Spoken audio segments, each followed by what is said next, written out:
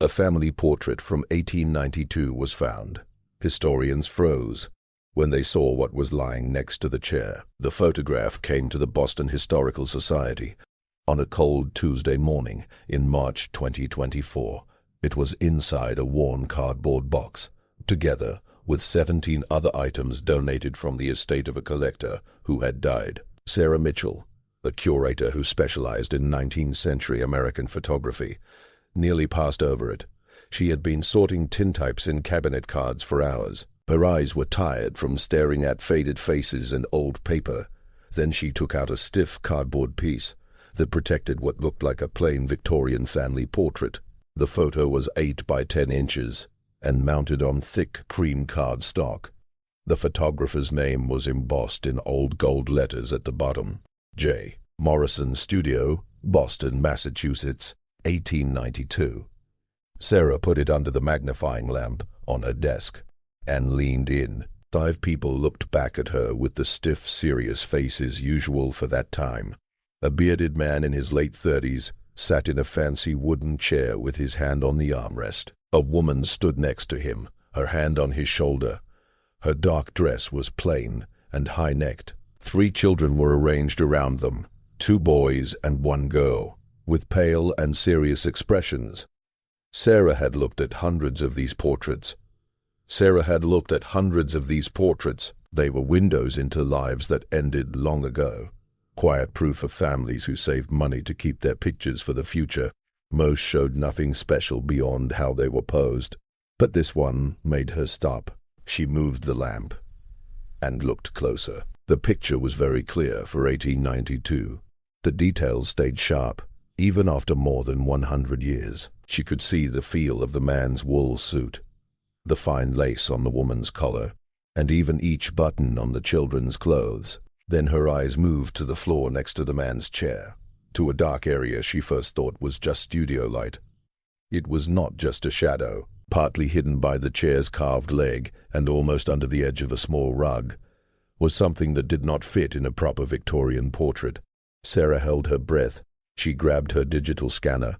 Her hands were shaky. She needed a better picture. She needed to be sure of what she was seeing. If she was right, this normal-looking photograph hid an amazing story that stayed hidden for 132 years. Sarah's hands shook a little as she placed the photo on the scanner. The machine started humming. Its light moved under the glass.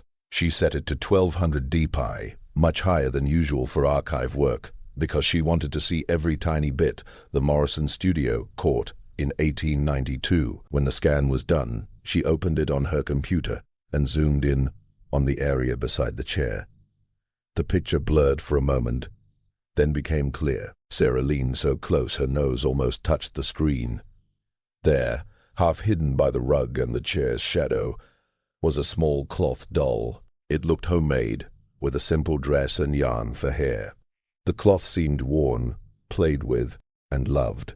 But what made Sarah's heart beat fast was not the doll.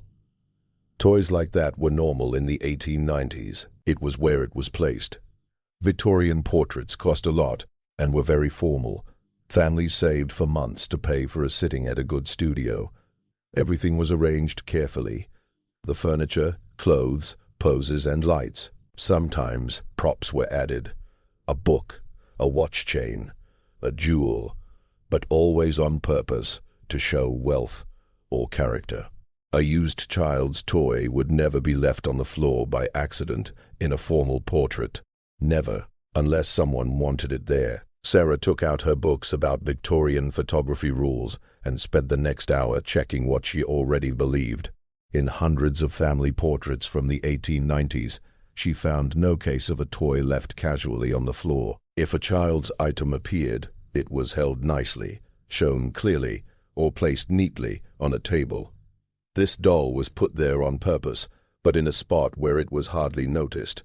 There, but not the main thing. Someone wanted it in the photo, but did not want it to take over. The question was, why? Sarah looked again at the photo and studied the 3 children more closely.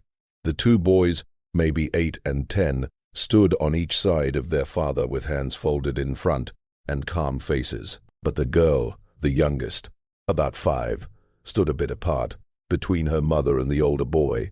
Her hand was in her mother's, but her body looked stiffer and less sure. Sarah took a notepad and wrote the photographer's name and studio address.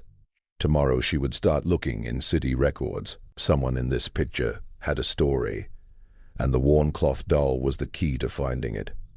The Boston City Archives filled 3 floors of an old warehouse in the North End. The climate-controlled rooms held leather books, old newspapers, and files with millions of recorded lives. Sarah arrived at opening time, 9 a.m., with the photo, her laptop, and a thermos of coffee she knew she would need. She began with the Morrison studio records. Luckily, the photographer was well known enough that some of his business books survived. She found the 1892 appointment book in less than an hour. The yellow pages were still readable, filled with neat handwriting about every session, customer, and payment. She moved her finger down September, then October, then November. There it was. November 14, 1892, Thomas and Elizabeth Harper, family portrait, 5 people. Full payment received, $350. Sarah wrote the names carefully. Thomas and Elizabeth Harper. Now she knew the man and woman. But who were the 3 children, and why did the record not list their names? She went to the birth records section and pulled out big books from 1882 to 1890. She searched for children born to Thomas and Elizabeth Harper. It was slow work. Each page needed close reading of hard-to-read handwriting. After 2 hours, she found them.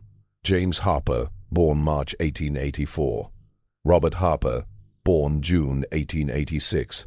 Only 2 sons. Sarah sat back. Her mind raced. The photo showed 3 children, 2 boys and a girl, but birth records said only 2 sons. No daughter. No 3rd child at all. She went back to the photo on her laptop and zoomed in on the girl's face. She went back to the photo on her laptop. She went back to the photo on her laptop and zoomed in on the girl's face. The child was clearly there, holding Elizabeth Harper's hand. Yet she was missing from every official record. Sarah spent the afternoon checking death records, marriage records, immigration lists, and census data. She found Thomas Harper listed as supervisor at Waltham Textile Mill in the 1890 census, living at 47 Cedar Street with wife Elizabeth and 2 sons. No daughter, no 3rd child. When the archive closed for the day, Sarah packed up. Her mind was full of questions.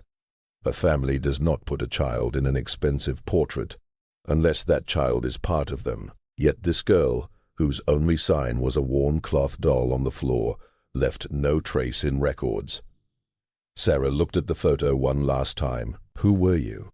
She thought, staring at the serious face of the unknown girl. And why did someone want to wipe you from history? Sarah returned the next morning with a new plan. If the girl was not their real daughter, maybe she was a niece, a ward, or an informally adopted child.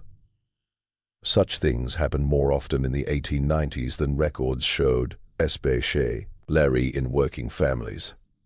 She decided to look deeper into Thomas Harper's job at the Waltham Textile Mill. Factory papers often had details the census missed, worker lists, accident reports, and notes from bosses. The mill records were in a separate industrial history section. Sarah asked for boxes from 1890 to 1895 and sat at a corner table to go through them.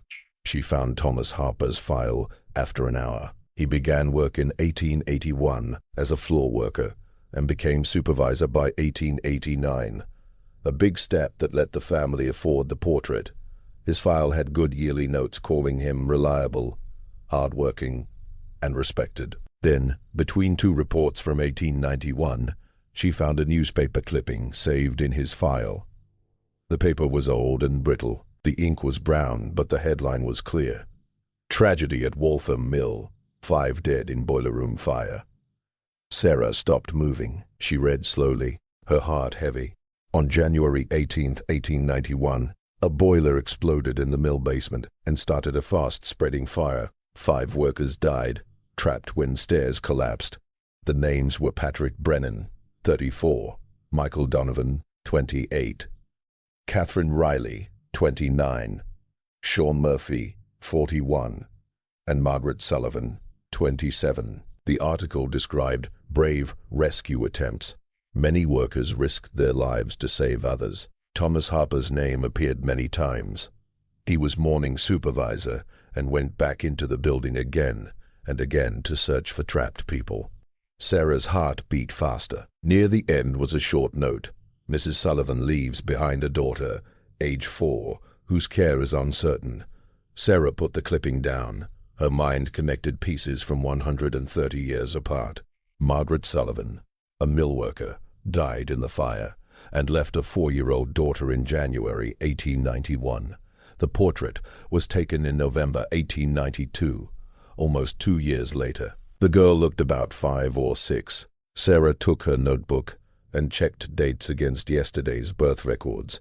If the daughter what birthed as 4 in January 1891, she was born around 1886 or 1887, making her about 5 in November 1892. Sarah spent the weekend searching for everything about Margaret Sullivan and the 1891 fire. The event was big enough for several Boston newspapers to write about it. She found 3 more articles with details on victims and what happened after. Margaret Sullivan was a widow. Her husband died of pneumonia in 1889. She worked early mornings at the mill starting at 5 a.m., so her daughter was not with her during the fire. Neighbors cared for the child right after, but no article said what happened later. On Monday, Sarah went to the Massachusetts State Archives to check orphanage records. Boston had places like Home for Little Wanderers, Boston Female Asylum, and House of the Angel Guardian. If the girl went to one, there should be a record. She looked through admission books from January to December 1891 for a girl about 4, admitted soon after the fire. The names were sad. Many children left by poor parents, found alone, or orphaned by sickness. But none matched Margaret Sullivan's daughter in time or story.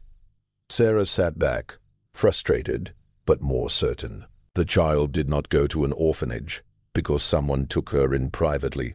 Someone who was at the mill, saw the fire, and felt responsible. Thomas Harper. She looked at the photo again with new eyes. The girl's worn cloth doll barely seen beside the chair. Did Margaret Sullivan make it? Was it the only thing the child kept from her old life? Sarah decided to find the Harpers' home records. If they took in the girl, there might be a trace in neighborhood papers, church lists, or school records. She spent the afternoon at Boston Public Library, checking school enrollment for Cedar Street. Records were not complete. Many schools kept bad notes in the 1890s, but she found something in Cedar Street primary school files. The 1890 to 1893 register listed 3 children from 47 Cedar Street: James Harper, 8, Robert Harper, 6, and Anna Harper, 5. Anna Harper. The name was nowhere in birth records or earlier censuses.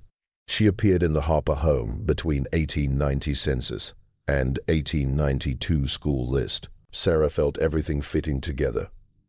Thomas and Elizabeth Harper took in Margaret Sullivan's daughter after the fire. They raised her as their own. They gave her their name. They put her in school as their daughter, and they included her in their portrait with only a small cloth doll, her mother's last gift, to quietly show her real start. Sarah knew papers were not enough. She needed real stories, the kind never written in official files. She contacted historical groups in Waltham and nearby mill areas.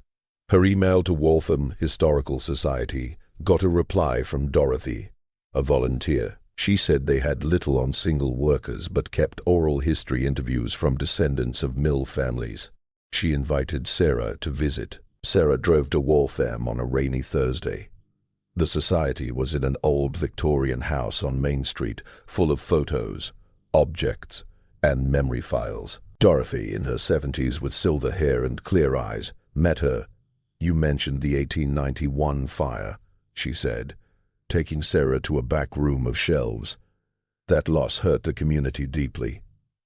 Many families lost people that day, which she took out a binder of transcripts from 1970s and 1980s interviews with old residents who were children in the 1890s and early 1900s. Their memories mix dates sometimes, but they remember family stories, Dorothy said. Sarah read for hours, looking for Harper or fire mentions. Most talked about work, daily life, and hard times. Then in the 1979 interview with Helen, born 1895, she found something important. Helen was asked about childhood neighbors. She said, "The Harpers lived 2 houses down on Cedar Street. Mr. Harper was liked, a fair boss. They had 3 children, 2 boys and a girl. My mother said the girl wasn't theirs by birth, that they loved her anyway. Mrs.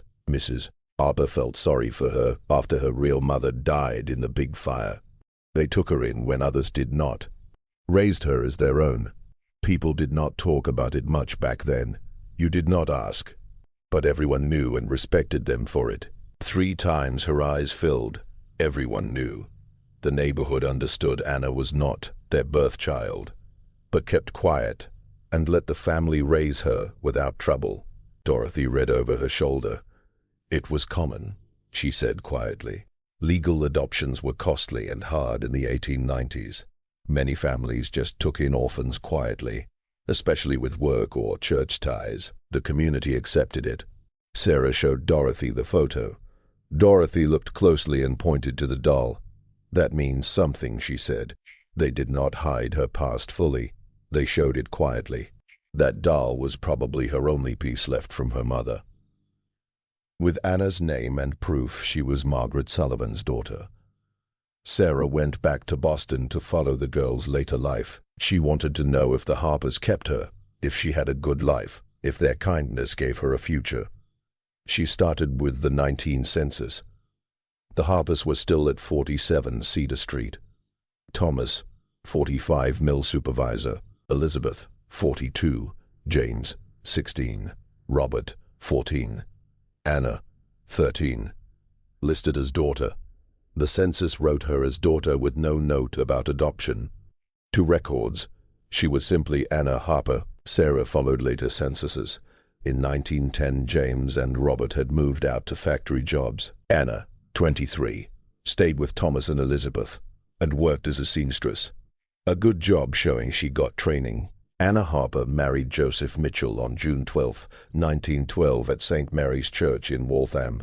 Father listed as Thomas Harper. No birth name. No mention of Margaret Sullivan. Sarah felt a lump in her throat. The Harpers gave her more than a home. They gave her a full new identity and a fresh start away from the fire's shadow. She kept searching. City directories showed Anna and Joseph in Cambridge, where he was a postal clerk. Birth records showed 4 children from 1913 to 1921. Anna appeared in 1920, 1930, and 1940 censuses. Normal life, like millions of others. She found Anna's 1967 death certificate. She died at 80 in her daughter's Arlington home of natural causes. Parents listed as Thomas and Elizabeth Harper. Sarah sat quietly staring at the certificate. Anna lived 76 years after the photo, raised by people who chose her, who took on extra cost and questions to give her family. She married, raised children, saw grandchildren and great-grandchildren. She died as Anna Harper Mitchell, not as an orphan from a fire. The photo showed more than a family. It showed a rescue, a change, and love that spread through time. Sarah knew the story was not finished. If Anna lived to 1967 with 4 children, descendants might still be alive. They deserved to know their great-grandmother's full story and the meaning of the photo. She began with the obituary. It listed surviving children: Catherine, Margaret, Thomas, and Elizabeth. Names Sarah noticed came from the Harpers and Anna's birth mother. It mentioned grandchildren, but not all names.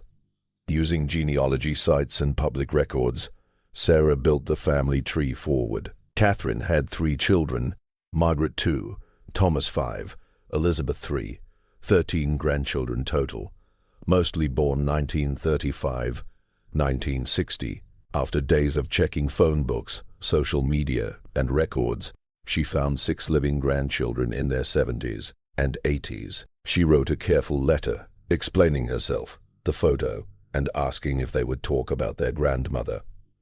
2 weeks later, Patricia, Anna's granddaughter, through Thomas Mitchell, called. Her voice was warm. "Your letter was a surprise. I knew Grandma was close to the Harpers but never knew why."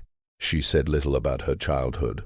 They met at a Cambridge cafe the next Saturday. Patricia brought a worn leather folder. She was tall with silver hair and Anna's serious eyes. "I found some things after your letter," Patricia said. She set out 3 items: a wedding photo of young Anna in 1912, a 1935 letter from Anna to her daughter Margaret about family, and a small cloth doll wrapped in tissue. "Did your grandmother keep this her whole life?" "Yes," Patricia said softly. "It was always on her bedroom shelf. I asked about it once as a child. She said it was very special, from someone she loved a lot. She never said more." Sarah showed the scanned Harper photo and zoomed to the doll beside the chair. Patricia compared it to hers. They matched. The same make. Yarn hair. Even the same small tear. "My God," Patricia whispered. She kept it from the photo until she died. Sarah told the full story: the fire, Margaret Sullivan, Thomas's rescues, the quiet taking in, the neighborhood silence. Patricia listened with tears, asking questions now and then. When Sarah finished, Patricia held the doll and said, "She was loved by 2 families. Her birth mother, who made this doll, and the Harpers, who gave her everything else. 17 people came, grandchildren, great-grandchildren, even 2 great-great-grandchildren, from one orphaned girl and the couple who saved her." Sarah presented her findings with photos, documents, and a timeline from 1891 fire to 1967 death. She brought old nil photos and fire articles for context. The room went quiet when the 1892 portrait appeared on screen. Sarah zoomed to the doll, then showed the real one Patricia kept. "Pay." Opal gasped. "Your great-grandmother Anna was born around 1887. Sarah began. "Her birth name was Anna Sullivan. Her mother, Margaret Sullivan, a widow and mill worker, died in a boiler fire on January 18, 1891. Anna was 4. What she explained: the rescues, Thomas Harper's efforts, no orphanage record, Anna appearing in the Harper home 2 years later, and the photo that showed her new family. Thomas and Elizabeth took her in privately," Sarah said. "Legal adoptions were rare and expensive then. They just brought her home and raised her as daughter. The community knew but stayed quiet. Anna went to school as Harper. She grew up with brothers James and Robert. Thomas walked her down the aisle in 1912 as father."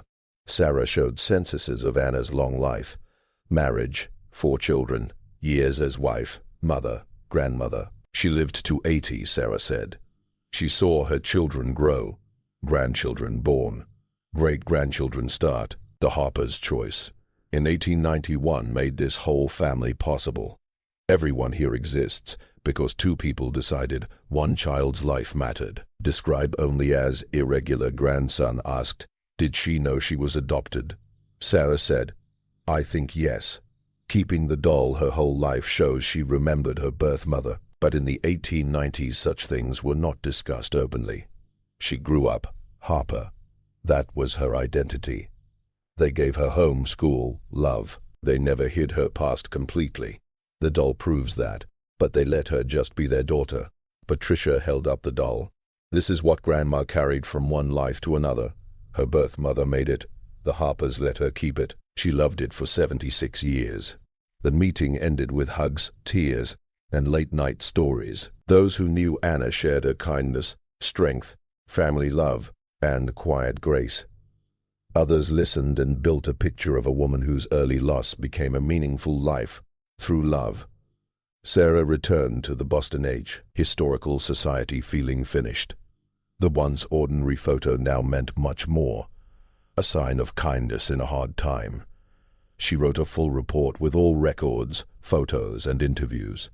It would stay with the portrait for future researchers. With Patricia's permission, Sarah had the doll photographed and documented. She made a paired exhibit, the photo and doll together, linked by Anna Sullivan Harper Mitchell's story. The exhibit opened 3 months later, titled Beside the Chair, One Family's Act of Compassion. It showed the enlarged Harper portrait with every detail visible and the worn doll in a case nearby. Text panels told Anna's story from the 1891 fire to 1967, plus wider facts about informal adoptions, factory dangers, and working life in late 1800s New England. Patricia and other descendants came. They stood before the photo, looking at Thomas, Elizabeth, James, Robert, and 5-year-old Anna, frozen in November 1892. They looked so serious, a great-grandchild said, like they knew this moment mattered. Patricia nodded. Maybe they did. The photo proved she belonged to the family. The doll beside the chair proved where she came from, and that her first mother loved her too. Sarah watched their reactions and thought about photos in archives worldwide. How many hide similar stories? How many show quiet bravery and kindness that changed lives but left only small traces? The Harper portrait was not special for its look or art.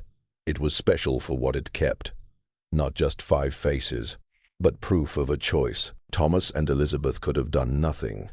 They could have let Anna Sullivan vanish into an orphanage or relatives' homes. Instead, they opened their home and hearts. They took the extra money cost, social questions, and emotional work to raise her as their own. And Anna, orphan daughter of a mill worker, killed in a fire, lived a full life because of it.